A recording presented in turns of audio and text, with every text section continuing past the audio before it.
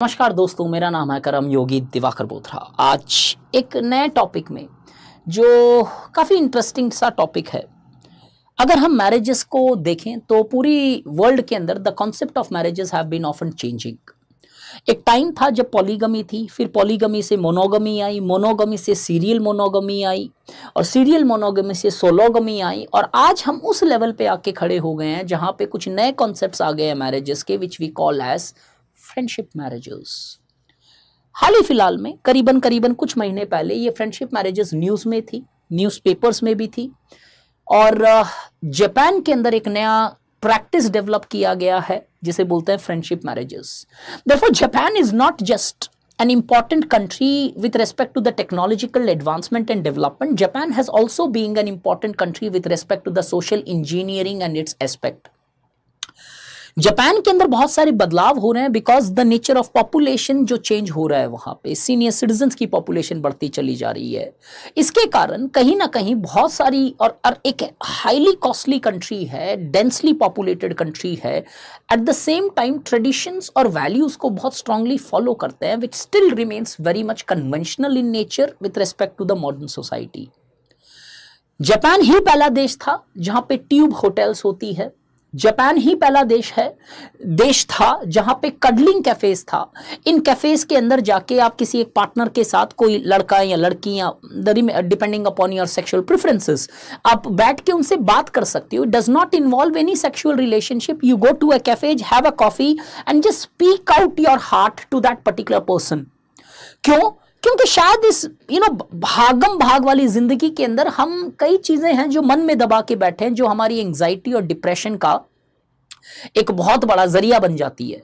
तो अब बात करने के लिए लोग नहीं। और जापान ऐसी सोसाइटी है जहां पे आप देखते हो रोबोट्स का कॉन्सेप्ट, या फिर आर्टिफिशियल पेरेंट्स। व्हेन आई से artificial parents, robotic girlfriends, robotic apps, robotic parents, ये काफी समय से चल रहा है। और इन्हीं सब दौरान में आ जाती है एक फ्रेंडशिप मैरिजेस। फ्रेंडशिप मैरिजेस होती क्या है, इसका एग्जैक्टली अंडरस्टैंडिंग क्या है, क्या इंडिया में ये काम आ सकती है, जापान के अंदर ये क्यों आ रही है, इसके पॉजिटिव रिपरकशंस क्या हो सकते हैं और इसके नेगेटिव रिपरकशंस क्या हो सकते हैं। तो दिल थाम के बैठिए, this is a very interesting concept. By chance if you people are interested in that as well, और स्पेशली अगर सोशियोलॉजी ऑप्शनल है या लेने का सोच रहे हो, तो this is a serious game changing topic with respect to your mains which is going to happen in 2025। In Japan scene क्या है, जापान में बैकग्राउंड समझ लेते हैं। Growing number of people are embracing friendship marriages where individual choose to live together and marry friends. तो मुद्दा इसका simple सा है कि इंडिविजुअल्स अपने दोस्तों से शादी कर लेते हैं और वो they live like a couple, but do they really live like a couple? तो सर इसमें दिक्कत क्या है? नॉर्मली आज या इंडिया में भी लव मैरिजेस जो है, पहले फ्रेंड्स होते हैं, फिर शायद प्यार हो जाता है और शादी हो जाती है। तो सर इसमें डिफरेंट क्या है? No, it's not just any normal friendship marriage. The marriage और फ्रेंडशिप दोनों को एग्जिस्ट करते हैं यहाँ पे। तो you marry your friend, but that person is not your just what we understand as wife or husband. They behave in a pretty much different manner. कैसे?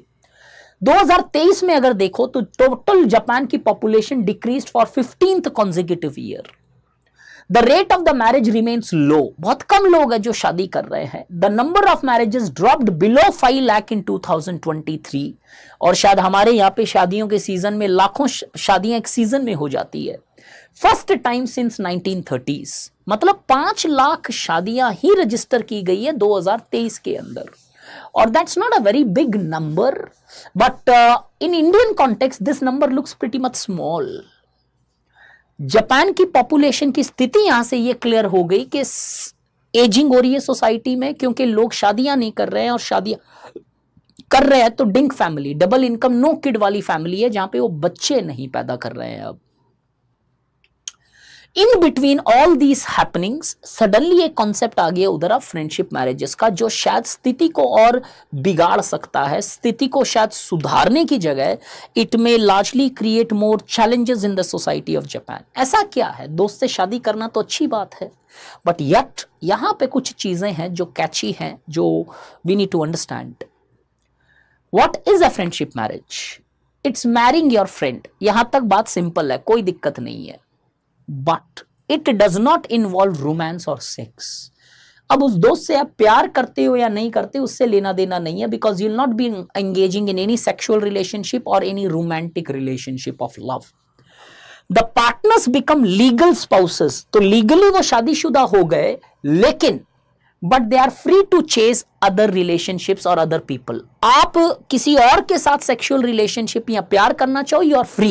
Legally हम लोग शादीशुदा हैं, you can get your emotional and sexual gratification from someone else, both the persons are free enough to do that. यहां पे फंस जाता है, नहीं ये कैसी सी शादी है। If they do decide to have children, by chance ये किसी और में एंगेज नहीं होते और होते भी हैं और फ्यूचर में जाके लगता है कि बच्चा पैदा करना है, तो वहां पे नेचुरल रिप्रोडक्टिव तरीके से बच्चा पैदा नहीं होता by establishing a sexual union, rather than IVF जैसी टेक्निक्स यहां पे यूज की जाती है। तो देखा जाए तो friendship marriages are merely legal marriages, जहां पे आप एक दूसरे की सहूलियत के लिए एक दूसरे के साथ हो, ना कि एक दूसरे के इमोशनल नीड या फिजिकल नीड के लिए साथ हो, जो नॉर्मली मैरिजेस के अंदर होता है।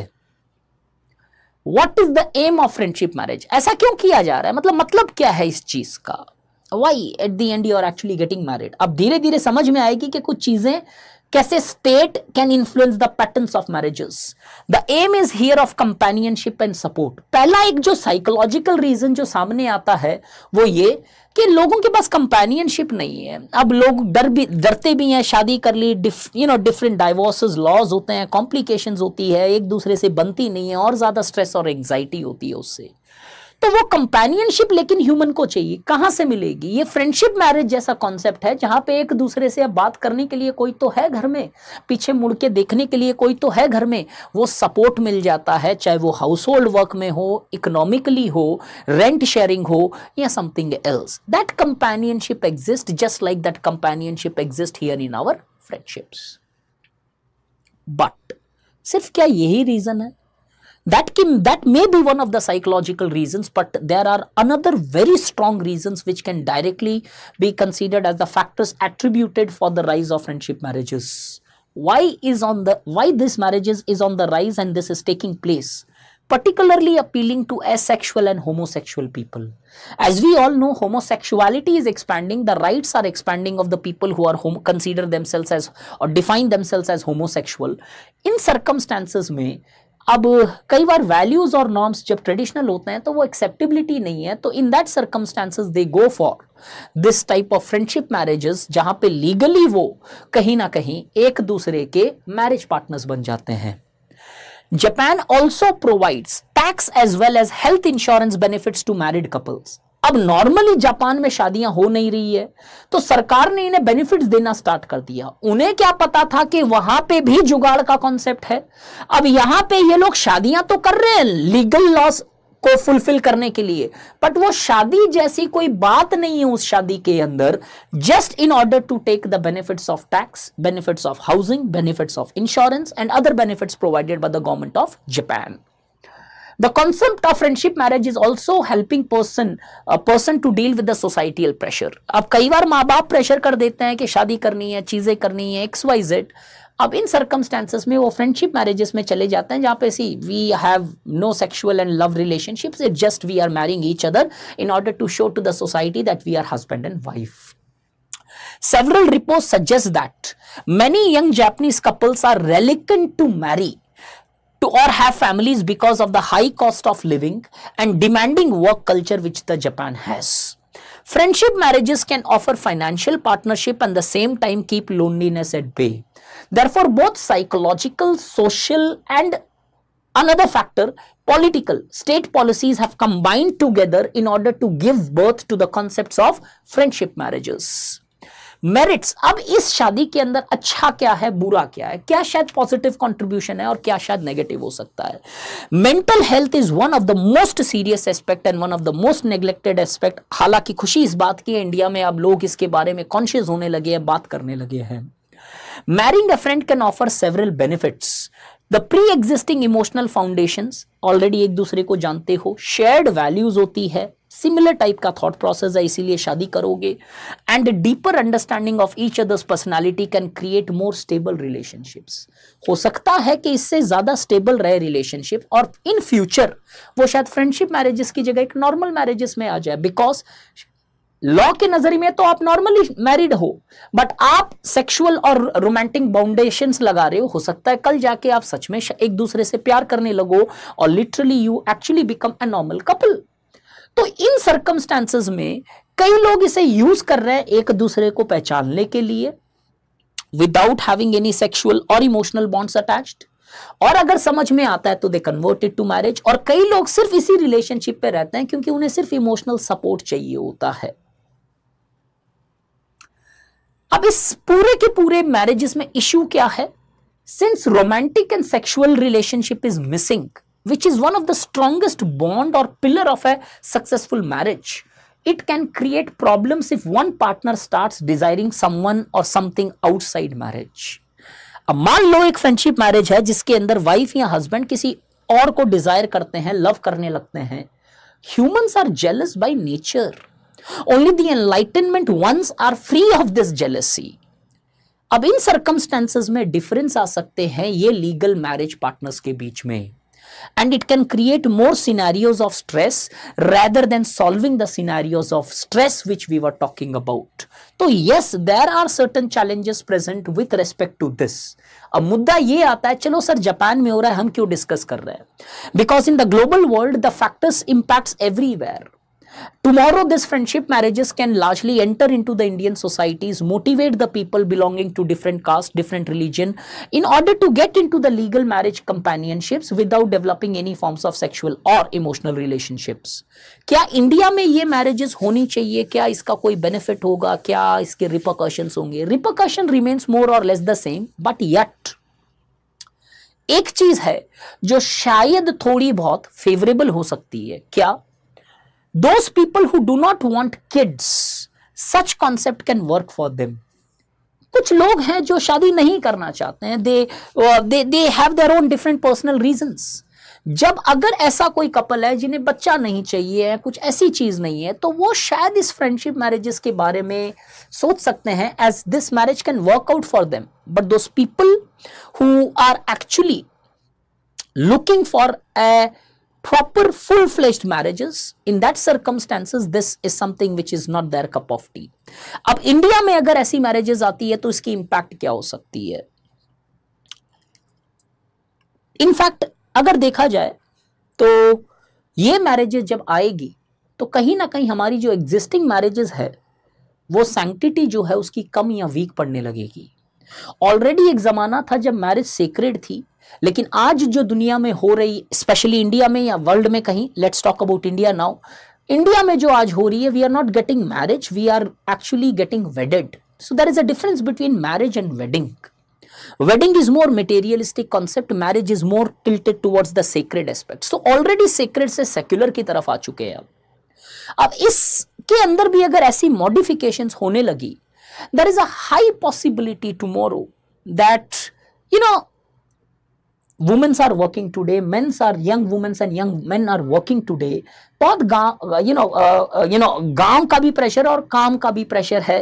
दोनों प्रेशर होने के कारण हम देखते हैं कि कई लोग शादी के लिए टाइम ही नहीं निकाल पाते हैं, लेकिन एंग्जाइटीज बहुत है लोगों के अंदर। People are not looking for a sexual unions, people are looking for an emotional कंपेनियनशिप्स।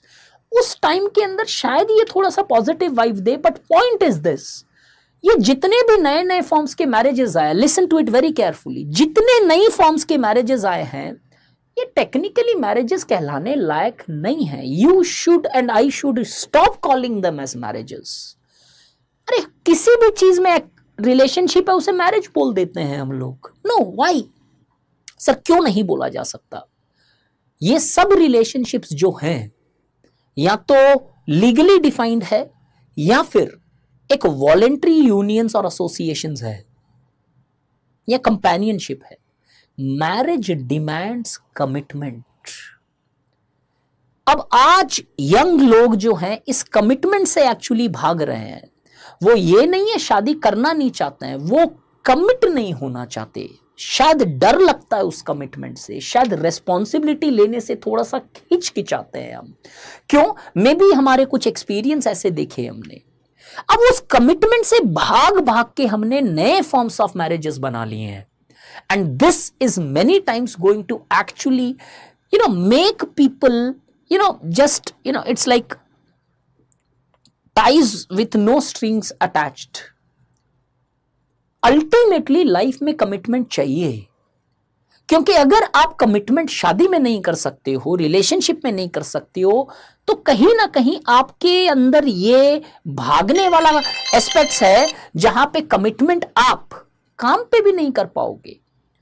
So we need to sit and think as a society that all these are not forms of marriages. All these are forms of modifications of certain forms of relationships. Marriages truly requires and desires commitment, and until and unless if people like you and me are not ready for commitment, then yes, such marriages are going to be boon in such societies. But a society where the people are not committed, then in such societies obviously the quality of life, the quality of dedication, the quality of discipline and nationalism to an extent will always remain questionable.